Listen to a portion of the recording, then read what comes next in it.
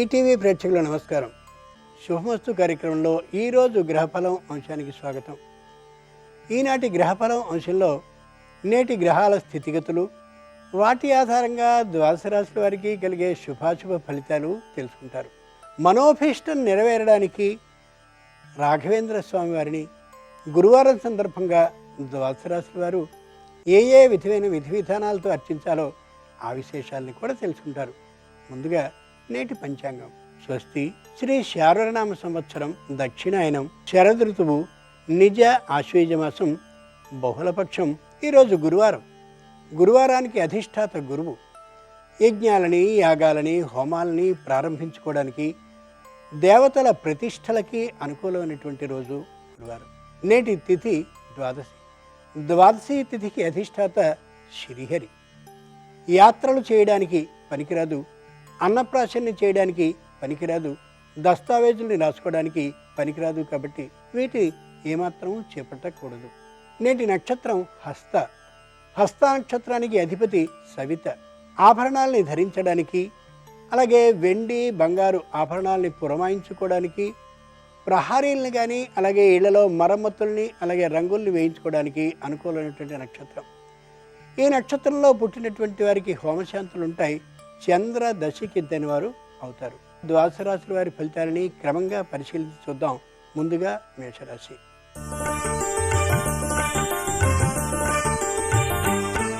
ఈరోజు మేషరాశి వారి ఫలితాలని పరిశీలించి చూస్తే మహిళలు మార్గదర్శకత్వ లక్షణాలని తెచ్చుకోవాలనుకుంటారు.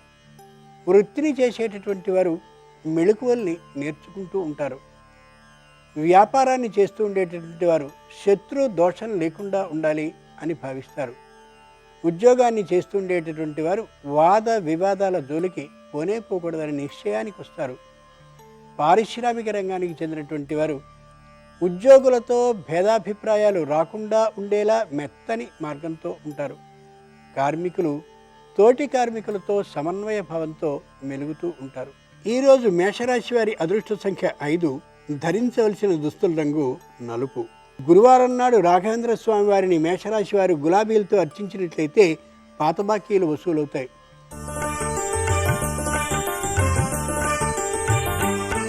ఈరోజు వృషభ రాశి వారి ఫలితాలని పరిశీలించి చూస్తే వ్యాపారస్తులకి భాగస్వాములకి సమన్వయ భావం కుదురుతుంది. వృత్తిని చేస్తూ ఉండేటటువంటి వారు పెద్దదైనటువంటి వృత్తి మార్గాలను ఎంచుకోవాలనే నిర్ణయానికి వస్తారు. ఉద్యోగులు వాద వివాదాల జోలికి పోకూడదనేటటువంటి ఆలోచన కలిగి ఉన్నప్పటికీ కూడా చిన్నదైనటువంటి పొరపత్యాన్ని కలిగి ఉండే భావన ఉంది. పారిశ్రామిక రంగానికి చెందినటువంటి వారు ఇతర పరిశ్రమవేత్తలతో బాగా ఆలోచించి నిర్ణయాన్ని తీసుకోవాలనే నిర్ణయానికి వస్తారు. కార్మిక రంగానికి చెందినటువంటి వారు ముఖ్యమైనటువంటి ఆరోగ్య భద్రతా ప్రమాణాలని పాటిస్తూ ప్రమాదాలు లేకుండా ఉండేందుకు తగినటువంటి నిర్ణయాన్ని తీసుకుంటారు. ఉద్యోగాన్ని చేస్తూ ఉండేటటువంటి వారు అంకిత భావంతో పనిచేస్తారు. ఈరోజు వృషభ రాశి వారి అదృష్ట సంఖ్య 3. ధరించవలసిన దుస్తుల రంగు ఎరుపు. గురువారం నాడు రాఘవేంద్ర స్వామి వారిని వృషభ రాశి వారు చేమంతులతో అర్చించినట్లయితే పెద్దలతో పరిచయాలు ఏర్పడతాయి.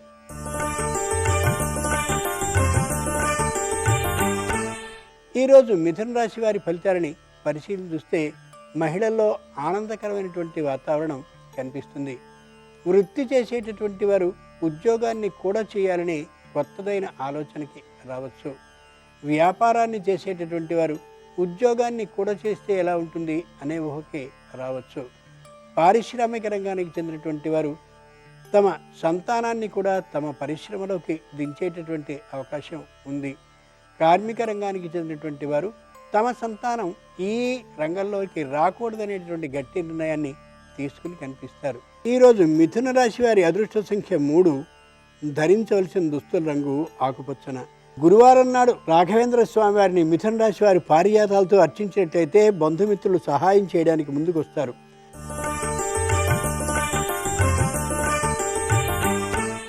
ఈరోజు కర్కాటక రాశి వారి ఫలితాలని పరిశీలించి చూస్తే మహిళల్లో ఆర్థికమైనటువంటి అభద్రతాభావం తాత్కాలికంగా కనిపించవచ్చు. వృత్తి చేసేటటువంటి వారు వారి రావాల్సినటువంటి బకాయిల కోసం చాతుర్యాన్ని ఉపయోగించి దాదాపుగా వసూలు చేసుకోగలుగుతారు. వ్యాపారాన్ని చేస్తుండేటటువంటి వారు కఠినంగా వ్యవహరించేటటువంటి కారణంగా సొమ్ములు వసూలు కాకపోవచ్చు. పారిశ్రామిక రంగానికి చెందినటువంటి వారు ఎవరితోనూ విభేదాలు లేకుండా ఉండేందుకని తీవ్రమైన కృషి చేసినప్పటికీ కూడా చిన్న చిన్న పొరపంచాలు ఈ రోజున కనిపించవచ్చు. కార్మిక రంగానికి చెందినటువంటి వారు ఏ విధమైన యంత్ర వాహన ప్రమాదాలు కలగకుండా ఉండేందుకు అనేక సూచనల్ని ఇస్తూ ఉంటారు. ఉద్యోగాన్ని చేసేటటువంటి వారు సమయపాలన లేని కారణంగా అధికారుల మందలింపులకి గురి కావచ్చు. ఈరోజు కర్కాటక రాశి వారి అదృష్ట సంఖ్య 7. ధరించవలసిన దుస్తుల రంగు నీలం. గురువారం నాడు రాఘవేంద్ర స్వామి వారిని కర్కాటక రాశి వారు సన్నజాజులతో అర్చించినట్లయితే ఉద్యోగం తప్పక స్థిరమవుతుంది.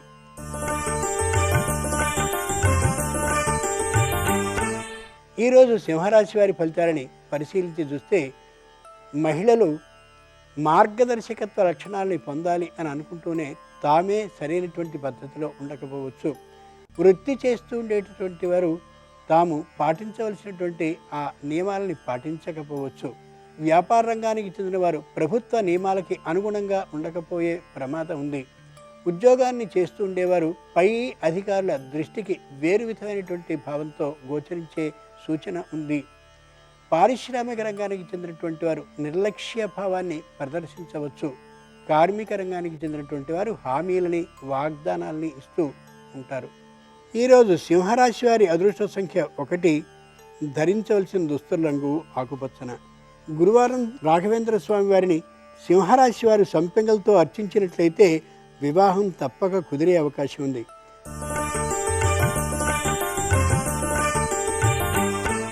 ఈరోజు కన్యారాశి వారి ఫలితాలని పరిశీలించి చూస్తే మహిళలు ఎక్కడ వాద వివాదాలు వస్తాయనే ఆలోచనతో వినయ విధేయతలతో ఉంటారు. వృత్తిని చేసేటటువంటి వారు వృత్తి విస్తరణ కోసమని తగినటువంటి పెట్టుబడిని తగినంతలో ఏర్పాటు చేసుకుంటారు. వ్యాపారాన్ని చేసేవారు పెట్టుబడి విషయంలో భయం లేకుండా ధైర్యంగా పెట్టుబడిని పెట్టగలుగుతారు. వ్యాపారాన్ని విస్తరింపజేసుకుంటారు.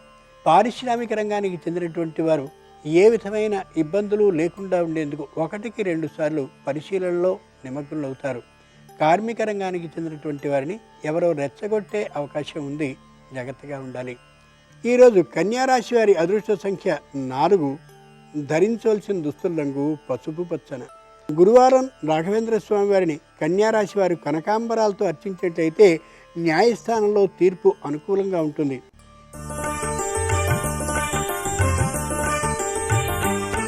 ఈరోజు తులారాశి వారి ఫలితాలని పరిశీలించి చూస్తే మహిళలు గట్టి పట్టుదలతో తమ మాట మీదే ఉంటారు. వృత్తిని చేసేటటువంటి వారు తాము అనుకున్నటువంటి దాని మీదే నిలబడిపోతారు తప్ప ఒక మెట్టు దిగేందుకు ఆలోచనని చూపించకపోవచ్చు. ఉద్యోగం చేసేటటువంటి వారు ఉద్యోగపు మార్పుని ఏమాత్రమూ ఇష్టపడకపోవచ్చు. పారిశ్రామిక రంగానికి చెందినటువంటి వారు తమ పరిశ్రమలో ఉండేటటువంటి నియమాలని ఏమాత్రమూ సడలించని కారణంగా సేవకులతో చిన్న విభేదాన్ని తెచ్చుకోవచ్చును. కార్మిక రంగానికి చెందినటువంటి వారు సమయపాలన చేస్తూ పైవారికి కొద్దిగా తలనొప్పిని తెచ్చే అవకాశం గోచరిస్తోంది. ఈరోజు తులారాశి వారి అదృష్ట సంఖ్య 2. ధరించవలసిన దుస్తుల రంగు నలుపు. గురువారం సందర్భంగా రాఘవేంద్ర స్వామి వారిని తులారాశి వారి ఎర్రగన్నేరులతో అర్చించినట్లయితే కీర్తి ప్రతిష్టలు లభిస్తాయి.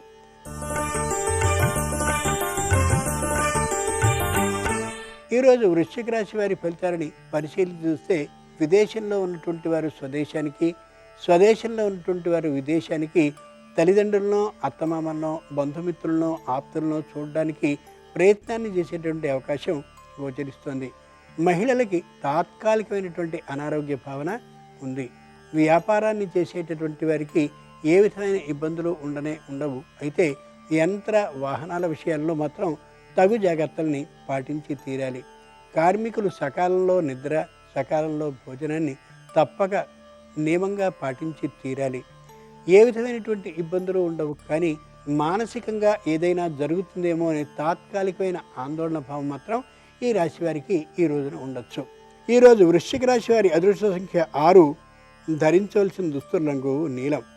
గురువారం సందర్భంగా రాఘవేంద్ర స్వామి వారిని వృశ్చిక రాశి వారు తెల్లగన్నేరులతో అర్చించినట్లయితే ఆకస్మిక ధన ప్రాప్తి ఉంది.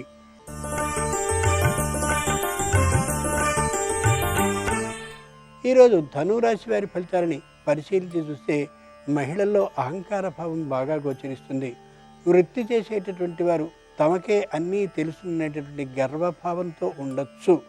వ్యాపారాన్ని చేసేటటువంటి వారు ఇతరులతో భాగస్వాములుగా ఉండేటువంటి ఇష్టాన్ని ఏమాత్రము ప్రదర్శించకపోవచ్చు. పారిశ్రామిక రంగానికి చెందినటువంటి వారు ఇతరులు తమని ఆహ్వానించినప్పటికీ కూడా వాళ్ళని ఏమాత్రము లక్ష్య పెట్టకపోవచ్చు. కార్మిక రంగానికి చెందినటువంటి వారు తమ మాటే నెగ్గుదల కావాలనే గట్టి పట్టుదలతో ఉన్న కారణంగా కొద్ది వాతావరణం తేడా భావంతో కనిపించవచ్చు. ఈరోజు ధనురాశి వారి అదృష్ట సంఖ్య 1, ధరించవలసిన దుస్తుల రంగు నీలం.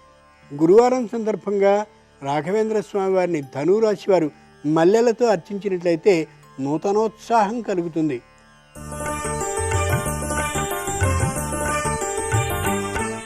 ఈరోజు మకర రాశి వారి ఫలితాలని పరిశీలించి చూస్తే మహిళల్లో ఆనందోత్సాహపూరితమైనటువంటి వాతావరణం గోచరిస్తూ ఉంటుంది. వృత్తి వ్యాపారాలని చేసేటటువంటి వారికి సుఖంగా వ్యాపారము వృత్తి సాగుతుండే కారణంగా సంతోషంగా ఉండగలుగుతారు. ఉద్యోగాన్ని చేసేటటువంటి వారు దాన ధర్మ బుద్ధి కలిగి వినోద విహారయాత్రని చేయాలనే ఆలోచనకి వస్తారు. పారిశ్రామిక రంగానికి చెందినటువంటి వారు తీర్థయాత్ర దృష్టితో ఉంటారు. బహుశా తీర్థయాత్రకి వెళ్ళినా ఆశ్చర్యపడక్కర్లేదు. కార్మిక రంగానికి చెందినటువంటి వారిలో సాంఘికమైన సేవ చేయాలనే కొత్తదైనటువంటి ఆలోచన పడముతుంది. తాత్కాలికంగా అది ఫలిస్తుంది కూడా. ఈరోజు మకర రాశి వారి అదృష్ట సంఖ్య 8, ధరించవలసిన దుస్తుల రంగు ఎరుపు. గురువారం సందర్భంగా మకర రాశి వారు రాఘవేంద్ర స్వామి వారిని నందివర్ధనాలతో అర్చించినట్లయితే సమస్యలు క్రమంగా పరిష్కరింపబడడం ప్రారంభమవుతాయి.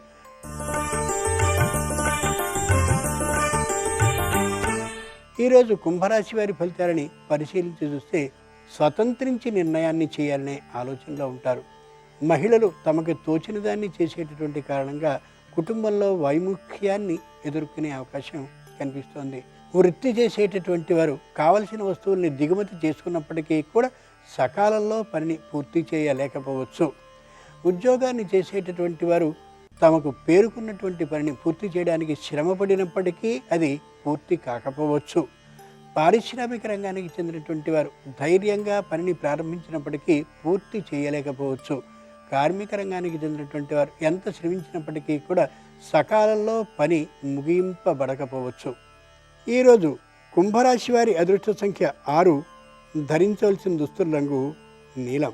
గురువారం సందర్భంగా కుంభరాశి వారు రాఘవేంద్ర స్వామి వారిని మందారాలతో అర్చించినట్లయితే కొత్తవైన మెళుకువలు వ్యాపారంలో తెలుస్తాయి.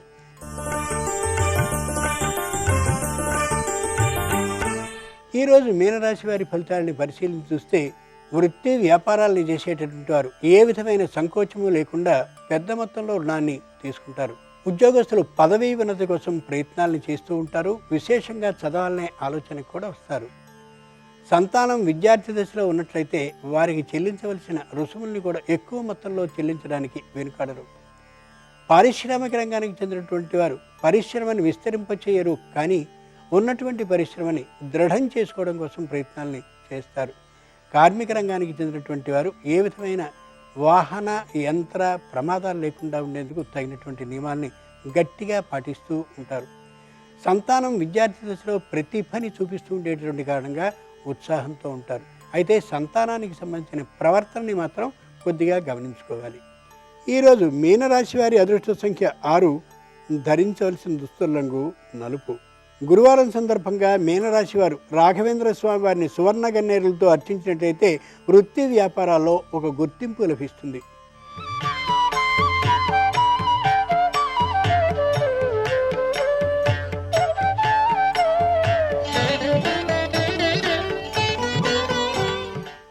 శుభమస్తు కార్యక్రమంలో గృహబలం అంశానికి స్వాగతం.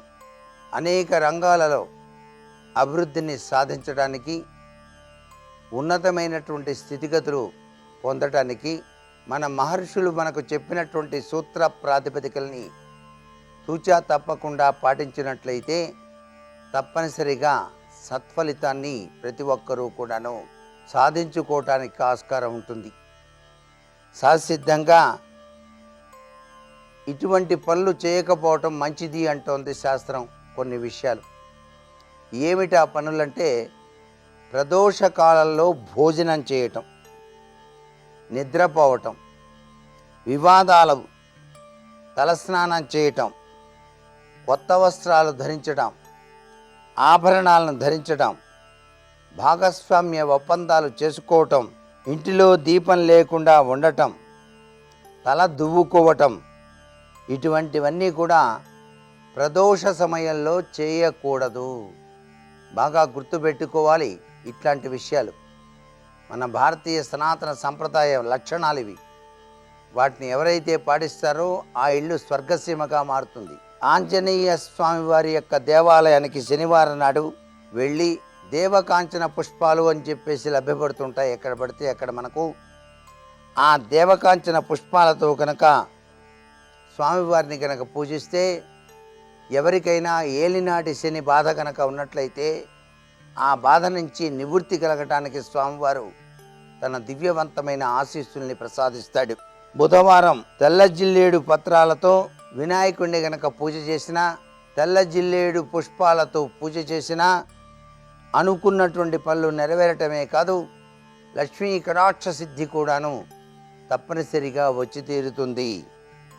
పిల్లలకు దిష్టి దోషం బాగా తగులుతూ ఉన్నప్పుడు పాత గుడ్డను తీసుకొని 7 పీలికలు చేసి 21 సార్లు దిగదుడిచి దూరంగా తీసుకుని వెళ్ళి కాల్చి మసి చేస్తే ఆ దృష్టి దోషం కూడా పోతుంది అంటోంది శాస్త్రం.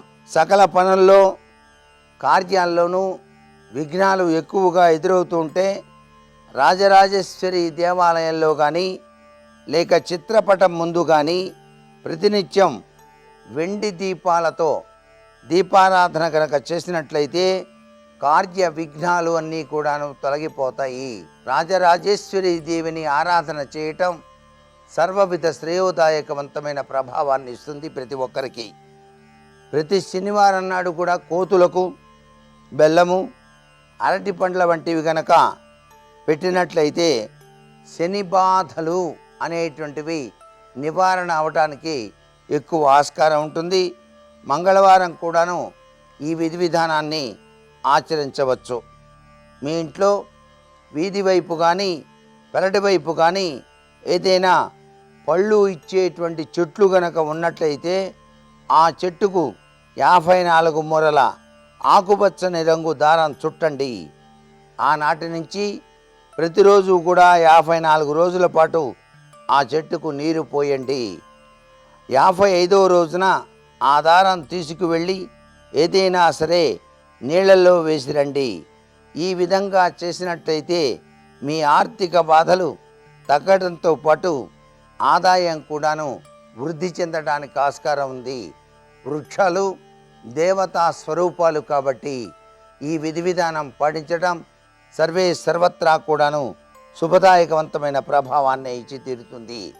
మీరు ఎల్లకాలం సుఖ సంతోషాలతో ఉండాలని భావిస్తూ ఉన్నట్లయితే అమావాస్య నాడు స్వయం పాకం, పాలు, ఆవు నెయ్యి, పండ్లు, వస్త్రాలు, ధనం, బంగారం, బియ్యం, పువ్వులు ఏవైనా సరే దానం ఇవ్వటం అలవాటు చేసుకోండి. అమావాస్య నాడు దానం ఇవ్వటం అనేది చాలా విశిష్టవంతమైనటువంటి ప్రభావాన్ని ఇస్తుంది. లక్ష్మీదేవి తన దివ్యవంతమైన అనుగ్రహాన్ని కూడా ప్రసాదిస్తుందన్నమాట. అలాగే ముళ్ళ చెట్ల కింద కూర్చొని ఎప్పుడూ కూడా భోజనం మాత్రం చేయొద్దు. ఇప్పుడు మారేడు చెట్టు కింద భోజనం చేస్తే చాలా పుణ్యం అన్నారు కదండి కార్తీక మాసంలో అని చెప్పేసి ఆ మారేడు ముళ్ళు ఉంటాయి, మారేడు చెట్టుకు కూడా ముళ్ళు ఉంటాయి. ముళ్ళు లేని మారేడు చెట్టు కింద కూర్చొని భోజనం చేయాలి తప్ప ముళ్ళున్న చెట్టు కింద కూర్చొని భోజనం చేయకూడదు. అలాగే ప్రతినిత్యం గోవు యొక్క ప్రదక్షిణ చేసేటువంటి వారికి గోమాత సకల ముక్కోటి దేవతా స్వరూపిణి కాబట్టి ఆ తల్లి ప్రదక్షిణ సర్వే సర్వత్రా కూడా శుభదాయకవంతమైన ప్రభావాన్ని ఇస్తుంది. గో ప్రదక్షిణ చేసేవారికి దుష్టశక్తులు కూడాను రానే రావు దగ్గరికి. అంతేకాదు ఆరోగ్యం, ఆనందం, ఆదాయ అభివృద్ధి ఇవన్నీ కూడాను వనకూడుతాయి గో ప్రదక్షిణ వల్ల అని చెప్పేసి శాస్త్రం. గోమహాతల్లికి కోటి దండాలు అని చెప్పేసి మనం ఆ గోవుకు తప్పనిసరిగా ప్రదక్షిణాలు ఆచరించడం సర్వే సర్వత్రా శుభదాయకం. అలాగే రాగి పాత్రలో ఎవరైతే నీళ్లు తాగుతారో వాళ్ళకి ఆయుష్ పెరుగుతుంది అంటోంది శాస్త్రం. ఈ రాగి పాత్రలో నీళ్లు తాగడానికి అందరూ కూడా సంసిద్ధులు కావాలి. గాజు గ్లాసులో నీళ్లు తాగితే శ్లేష్యము వృద్ధి చెందుతుంది. అంటే గాజు పాత్రలో కనుక నీళ్లు తాగినట్టయితే కఫం ఎక్కువగా వృద్ధి చెందడానికి ఆస్కారం ఉంటుంది. మట్టి పాత్రలో నిలువ ఉంచినటువంటి నీరు తాగితే శక్తి, ఆరోగ్యం, ఆయువు కలుగుతాయి అంటోంది శాస్త్రం. ఇత్తడి పాత్రలో నిల్వ ఉంచినటువంటి నీరు తాగితే దేహం కాంతివంతంగా మెరుస్తుంది.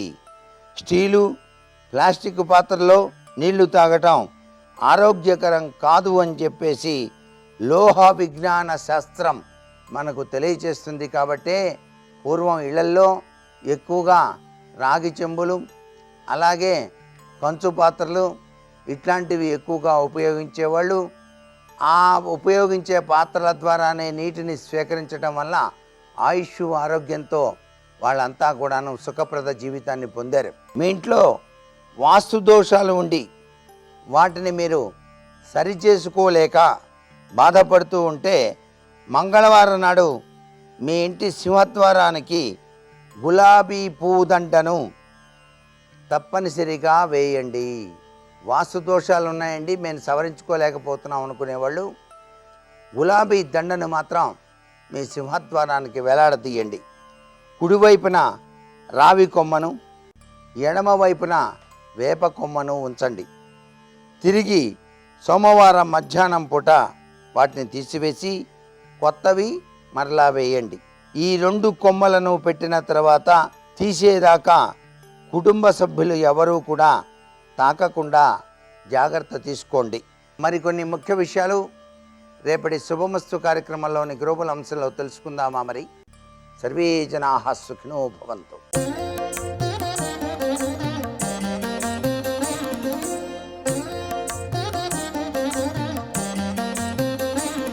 శుభోదయం. శుభమస్తు కార్యక్రమంలో ఐశ్వర్య సిద్ధి అనే అంశానికి స్వాగతం. ఐశ్వర్యం భగవంతుడు అందించేది, ఆరోగ్యం మనం కాపాడుకునేది. ఆరోగ్య భాగ్యమే ఐశ్వర్యం అయినప్పుడు ఆ భగవంతుడు బయట కాకుండా మనలోనే ఉన్నాడు అన్న జ్ఞానం పెంపొందింపజేసేదిగా ఉంచేవే ఆచారాలు.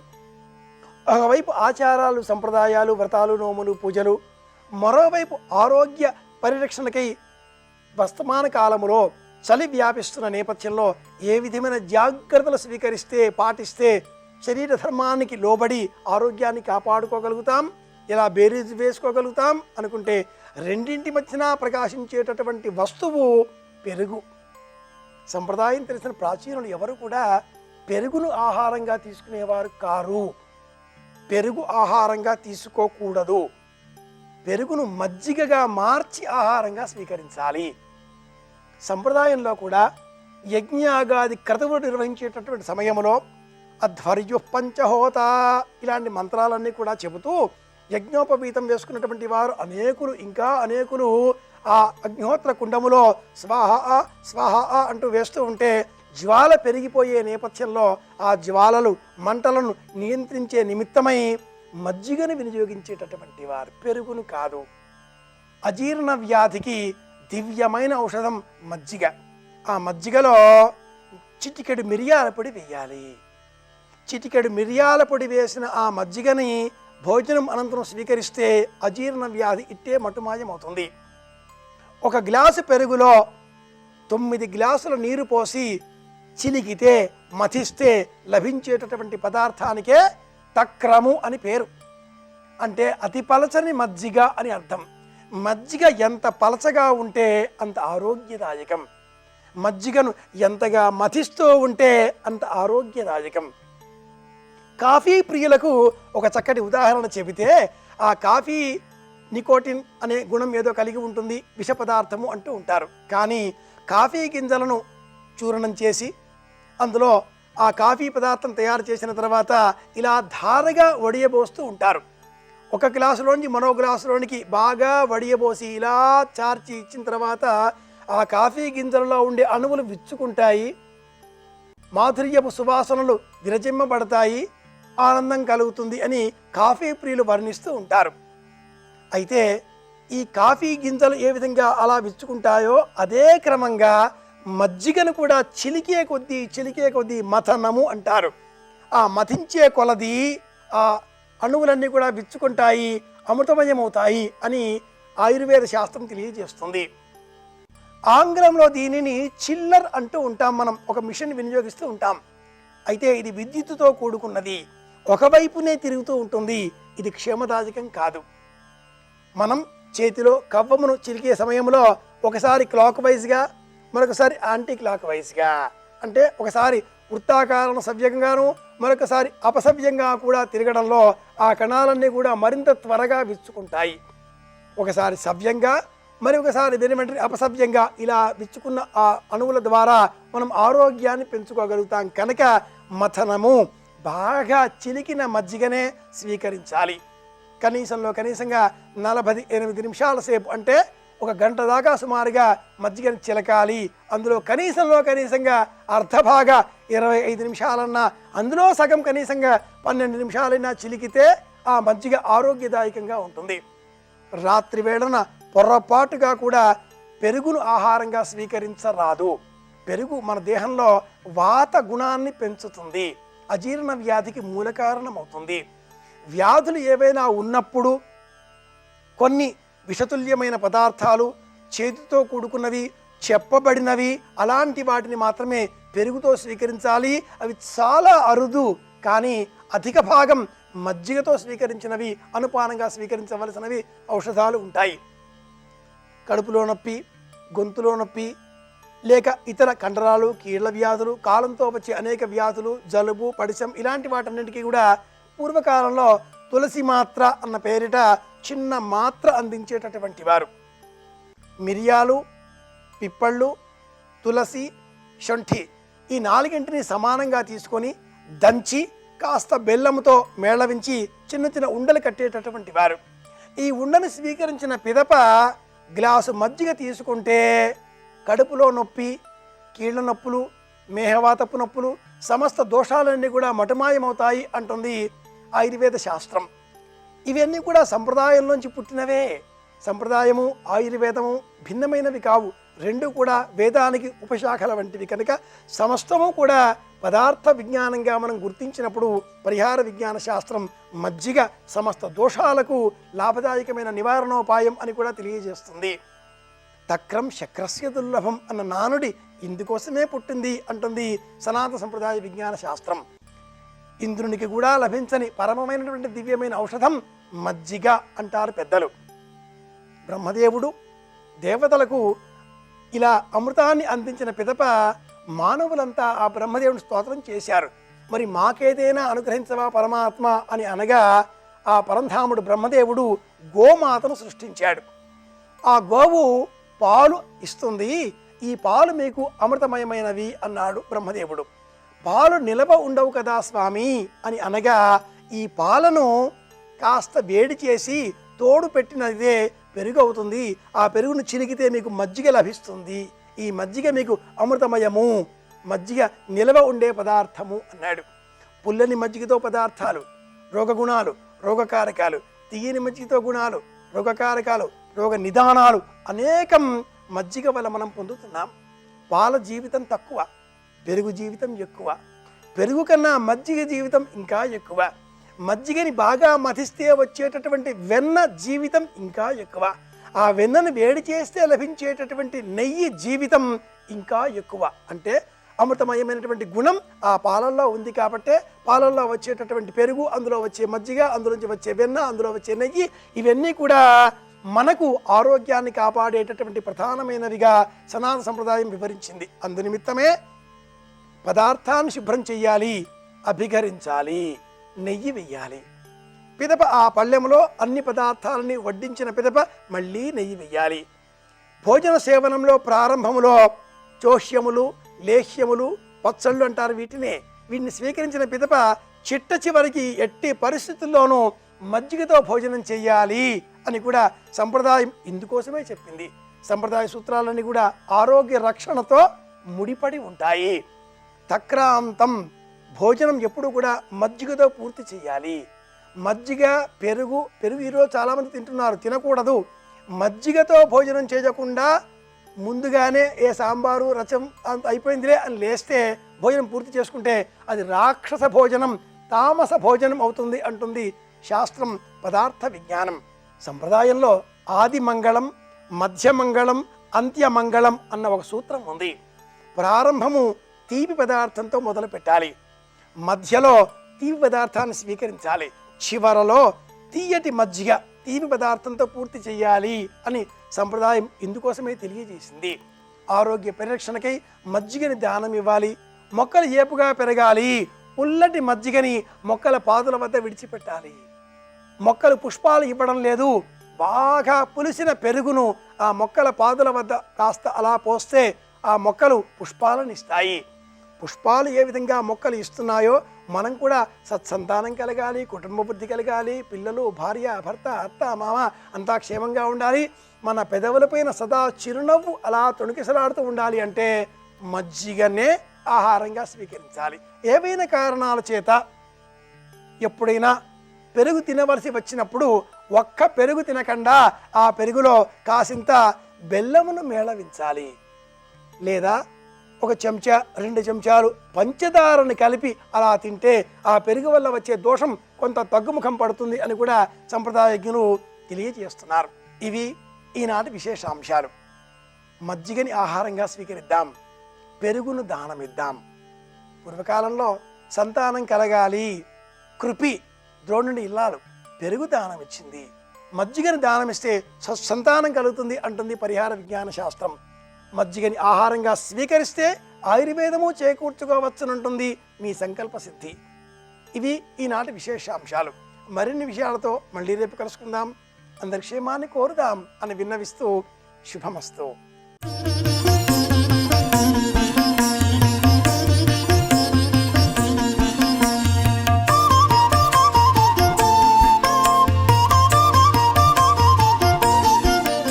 భగభగమను పెనుమంటలు భుగభుగమని ఆ లోకమంతా అల్లుకొనంగన్, ఆ కంట్లోంచి వచ్చినటువంటి మంటలు లోకమంతా అల్లుకుంటే మన్మధుడు బూది కుప్పై కింద పడిపోయాడు.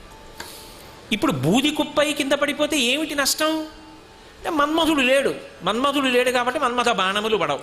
మన్మథ బాణములు పడకపోతే స్త్రీ పురుషులకు ఒండురుల యందు అన్యోన్యత, అనురాగము, ఆకర్షణ ఉండవు. ఆ ఆకర్షణ లేకపోతే జీవులకు శరీరములు కలగవు. ఎందుకంటే వాళ్ళిద్దరూ కలుసుకోరు కాబట్టి. కలుసుకోకపోతే ప్రత్యుత్పత్తి ఉండదు. ప్రత్యుత్పత్తి ఉండకపోతే శరీరములు పుట్టవు. శరీరములు పుట్టకపోతే ఏమిటండి నష్టం? హాయిగా పడు ఉంటాం కదా, రాబట్టి కదా ఈ ఏడుపంతా. మీరు ఎందుకు అలా తలకాయ కొట్టుకుంటారు? హాయిగా అలా ఉంటుంది కదా, మన్మధుడు కాలిపోతే గొడవ వదిలిపోయింది కదా అంటారేమో. ఈ శరీరం లేకపోతే కొత్త పుణ్యం ఎలా చేస్తారు? పాత పాపం ఎలా తీసుకుంటారు? ఇది పెద్ద పడవ, ఇది పెద్ద సాధనం. ఇందులోకి నేను వచ్చాను కాబట్టి దీన్ని అడ్డు పెట్టుకుని మాట్లాడుతున్నాను. ఇప్పుడు దీంతో మాట్లాడుతున్నాను కాబట్టి ఇంతకుముందు దీంతో ఏవి మాట్లాడకూడదో మాట్లాడి పాపం మూట కట్టుకున్నాను. ఇప్పుడు దీంతో ఏది మాట్లాడాలో అది వచ్చో రాదో మాట్లాడుకుని దాని గురించి మాట్లాడాను కాబట్టి ఇప్పుడు నేను పుణ్యాన్ని మూట కట్టుకుంటున్నాను. ఇంతకుముందు ఈ చేత్తో ఇలా ఏం చూపించి ఎవరి పట్ల పాపం మూట కట్టుకున్నానో ఇప్పుడు ఈ చేత్తో 4 పువ్వులేసి పుణ్యం మూట కట్టుకుంటున్నాను. ఈ చేత్తో బెంగ పెట్టుకోకోయ్ అని అభయం చూపించి మూట కట్టుకుంటున్నాను. వాచిక, నోటితో చేసిన పాపం, కాయిక, శరీరంతో చేసిన పాపం, మానసిక, మనసుతో చేసిన పాపం మళ్ళీ శరీరంతోనే పోగొట్టుకుంటున్నాను. ఇది లేదనుకోండి, పాపములు ఎలా పోగొట్టుకోను, పుణ్యములు ఎలా చేయను? సాధనమేది నాకు? సాధనాలు లేవు. సాధనాలు లేకపోతే కర్మలు అలా ఉండిపోతాయి. కర్మలు పోవాలి అంటే చక్రం తిరగాలి, ధర్మచక్రం తిరగాలి అంటే శరీరములు కావాలి జీవులకు. అయ్యయ్యో వీళ్ళందరూ ఇలా ఉండిపోయారే, వీళ్ళందరికీ శరీరాలు ఎలా? అందుకని అమ్మవారు ఏం చేసిందంటే అపాంగతే లబ్ధ్వా జగదిదమనంగో విజయతే. నేను కాల్చేవాడిని, నువ్వు బతికించేదానివా అనడు. ఆయన మళ్ళీ శరీరం ఇచ్చేస్తే మన్మధుడికి ఆయన అనక్కర్లేదు. మన్మధుడు మళ్ళీ తిరుగుతున్నాడు అనుకోండి, ఆవిడ వంక చూసి అన్నాడు అనుకోండి, చాలదా? అంటే నేను కాల్చేవాడిని, నువ్వు బతికించేదానివినా అనడా? అసలు పార్వతీ పరమేశ్వరుల దాంపత్యమే అంత, అదో విచిత్రం. అసలు ఆ కోణంలో ఆలోచిస్తే అదో విచిత్రం. ఆవిడ త్రిపుర సుందరి, ఆయన త్రిపురాంతకుడు. అదో విచిత్రమైన దాంపత్యం వాళ్ళది, గొప్ప దాంపత్యం. అసలు అది అర్థం చేసుకుంటే చాలు వాళ్ళ తత్వం అర్థం అవుతుంది. కాబట్టి ఆవిడేం చేసిందంటే, ఇప్పుడు నేను బ్రతికించేసి శరీరం ఇచ్చేస్తే ఆయన అంటే మహాపతివ్రత, ఆయనతో అలా అనిపించుకోదు. బ్రతికించకపోతే పిల్లలు ఏమైపోతారు, శరీరాలు ఎలా? ఇది కారుణ్యం, ఇది పాతివ్రత్యం, ఇది ఎరుపు. మన పట్ల కారుణ్యం, ఆయన పట్ల లావణ్యం, అంతటా సౌందర్యం, మాతృత్వం, ఆ ఎరుపు. అది నేను సమాజానికి, అందరికీ, జీవులకు చేసిన ఉపకారం. అప్పుడు నేను ఏం చేశానంటే అనంగుణ్ణి చేశాను. ధను పౌష్పం మౌర్వీ మధుకరమయీ పంచవిశికా వసంతు సామంతో మలయ బరుదాయో ధనరథ తథాప్యేకం సర్వం హిమగిరిసుతే కామపి కృపాం అపాంగత్తే లబ్ధ్వా జగదిదమనంగో విజయతే. శరీరం లేకపోతేనే అన్నీ విడిచిపెట్టి హిమాలయ పర్వతాలకి వెళ్ళి తపస్సు చేసుకుందామని సంకల్పం చేసుకున్న వాడి మీద కూడా ఆయన యొక్క బాణం పడినంత మాత్రం చేత గిరగిరా తిరిగి మళ్ళీ వచ్చి కింద పడిపోతున్నాడు. అంత శక్తి ఎక్కడి నుంచి వచ్చిందంటే ఆవిడ యొక్క పొట్టి చూపులోంచి వచ్చింది. ఇది రావడానికి ఎవరు కారణం? ఆవిడ కారుణ్యం. ఉరే తరించడానికి, నీకు శరీరం రావడానికి మన్మధుణ్ణి బతికిస్తానంది. అమ్మ, నీ కారుణ్య లావణ్య సౌందర్యములున్నావే అవి ఎరుపు తామ్రాంభోజం. ఇది సమస్త జగత్తుకి ఆవిడ చేసిన ఉపకారం. వ్యక్తిగతంగా ఆవిడ ఒక మహోపకారం చేస్తుంది. ఏమిటి ఆ మహోపకారం అంటే, మూకశంకర్లే ఆర్యాశతకం అని ఒక శతకం, 100 శ్లోకాలు ఆవిడ పెద్దరికం చెప్తే ఆర్యాశతకం, ఆవిడ్ని స్తోత్రం చేస్తే స్తుతి శతకం. ఆవిడ చిన్న చిరునవ్వు నవ్వింది, ఆ చిన్న చిరునవ్వు మీద 100 శ్లోకాలు చెప్పారు, 100 స్మిత శతకం. ఆవిడ ఇలా అంది, ఆ పొట్టి చూపుని వర్ణించారు, కటాక్ష శతకం. ఆవిడ పాదముల వంక చూస్తూ 100 శ్లోకములు చెప్పారు, పాదారవింద శతకం. అందులో ఆర్యాశతకంలో ఆయన ఒక శ్లోకం చెప్పారు. మూకశంకర్లే కామాక్షి వైభవం గురించి చెప్తూ ఒక మాట అంటారు, శివ శివ పశ్యంతి సమం శ్రీ కామాక్షి కటాక్షితా పురుష విపినం భవనం అమిత్రం మిత్రం లోష్టంచ యువతి బింబోష్టం అంటారు. చిన్న శ్లోకం, అది ఆవిడ మహోపకారం, అది ఆవిడ ఎరుపు. అమ్మ పాదములు పట్టుకుని, అమ్మా నేను ఈ సంసారంలో ఇలా తిరుగుతున్నానమ్మా, ఎంత వయసు వచ్చినా అరే నాకు విడిచిపెట్టట్లేదే, ఆలంచున్మెడగట్టి దానికి నపత్య శ్రేణి కల్పించి అలా శీల బిగించినట్లు దివితే శ్రీకాళహస్తీశ్వర, ఈ సంసారంలో అలా కొట్టుకుంటూనే ఉన్నానే. రోషీరోయదు కామినీ జనుల తారుణ్యోరు సౌఖ్యంబులన్ బాసీబాయదు పుత్ర మిత్రధన సంపద్భ్రాంతి వంచాలతల్ కోశీ కోయదు నామనంబకట నీకున్ ప్రీతిగా సత్క్రియలు చేసి చేయదు. దీన్ని తుళ్ళనచవే శ్రీకాళహస్తీశ్వర. ఎంత పట్టుకున్నా వచ్చేది ఒకటి లేదు వెనకాల, అన్నీ తెలిసినా పట్టుకోకుండా వదలలేను. కింవా నేను ధనీన వాజిగరిభిప్రాప్తేన రాజ్యేన కిం కింవా పుత్ర కళత్ర మిత్ర పజుభిర్దేహేన గేహేన కిం జ్ఞాతైతక్షణ భంగురం సపతిరోత్యాద్యం మనోదూరత స్వాత్మార్థం గురువాక్యతో భజ భజ శ్రీ పార్వతీ వల్లభం అంటారు శంకర భగవత్పాదులు. కట్టిన ఇల్లు వస్తుందా, బ్యాంకులో ఉన్న డబ్బు వస్తుందా, కొడుకు వస్తాడా, కూతురు వస్తుందా, ఆఖరికి జీవితం అంతా ఈమె అనుకుని సమస్త సంసారమునకు ఆలవాలమైన భార్య కానీ, భార్యకి భర్త కానీ, కాయము వీడి జీవుడతి కంపిత చిత్తత నీగుచుండవో నాయనయంచు ఎచ్చు నిజ నందన నందినులైనగాని కందోయిని భస్మముల్ తొలుత దుఃఖమహంబుని సొచ్చు పత్నియన్ కాయము వీడి రారు కదా, చేసిన కర్మము పుణ్యము తప్ప శంకర. ఎవరు వస్తారు? చేసిన కర్మ పుణ్యం ఏమున్నాయో తగిలించుకుపోతాడంతే. కాబట్టి శంకర, మరి ఎప్పటికి నాకు విడుదల? కల్లరి బొమ్మయవు కాయంబునొల్ల అద్దె కొంపలబోలు ఆ లోకముల్ల తను పెంచు దొంగలవు తనయులనొల్ల ఎందుకీ భోగం మూలిందుకీ మురిపు ముందు చా ఉండంగ మురియంగనగుని అంటారు మానస పూజలో. ఎందుకు ఏమిటి పట్టుకెడతావు? అయితే తెలియని వాళ్ళు ఎవరు? అందరికీ అన్నీ తెలిసి ఉన్నదే, కానీ ఆచరణాత్మకం చెయ్యగలిగిన శక్తి రావట్లేదు. ఆవిడ అనుగ్రహం కలిగిందనుకోండి, ఆవిడేం చేస్తుందంటే శివ శివ పశ్యంతి సమం ఎలా పడిందో ముఖశంకర్లకు. ముఖశంకర్లేడి కామాక్షి పలుకుతోంది, శివ శివ ఆమ్రేడితం. ఏదైనా చూడకూడంది చూస్తే పరమమంగళప్రదుడైన శివుణ్ణి తలుచుకుంటారు. శివ శివ అలా ఉంది ఏమిటండి అంటారు. ఆశ్చర్యకరం అందుని శివ శివ పశ్యంతి సమం శ్రీకామాక్షి కటాక్షితా పురుష. కామాక్షి ఇలా చూసిందనుకోండి ఎవరినైనా, అంతే వాడు ఏమవుతాట, విపినం భవనం. వాడికి పెద్ద మేడ అరణ్యము రెండూ సమానమే. వాడికి భవంతుల మీద వ్యామోహం ఉండదు, ప్రశాంతంగా 4 చెట్ల మధ్య కూర్చుంటాడు. విపినం భవనం అమిత్రం మిత్రం. ఆయన పట్ల శత్రుభావన పొందిన వాళ్ళు ఉంటారేమో, ఆయన మాత్రం ఎవ్వరినీ శత్రువుగా భావించాడు. పవి పుష్పంబగు అగ్నిమంచగు ఆకూపారం భూమిస్థలంబగు శత్రుండతిమిత్రులవు విషము దివ్యాహారమౌ నిన్నగా అవనీమండలి లోపలన్ శివ శివేచ్ఛాభాషణోల్లాసకిన్ శివా నీ నామము సర్వవస్యకరమౌ శ్రీకాళహస్తీశ్వర అంటారు దుర్జటి. అలా అమిత్రం మిత్రం లోష్టంచ యువతి బింబోష్టం. యవనంలో ఉన్న ఒక యువతి యొక్క అధరము కింది పెదివికి మట్టి బెడ్డకి ఆయనకి తేడా ఏమీ తెలియదు, ఆయనకి ఉద్రేకము ఉండదు. ఇంత సమభావన కలుగుతుంది, అంత వైరాగ్యము కలుగుతుంది. ఎప్పుడు అకస్మాత్తుగా కాదు, ఎప్పుడు ఏ ఆశ్రమమునందు ఎలా ఉండాలో అలా ఉండి ఎప్పుడు కలగాలో అప్పుడు కలుగుతుంది. అది ఆవిడ గొప్పతనం. అంతేగాని అకస్మాత్తుగా లేచి వెళ్ళిపోవడం కాదు, అర్థం లేని వైరాగ్యం కాదు. అర్థం లేని వైరాగ్యం నిలబడదు.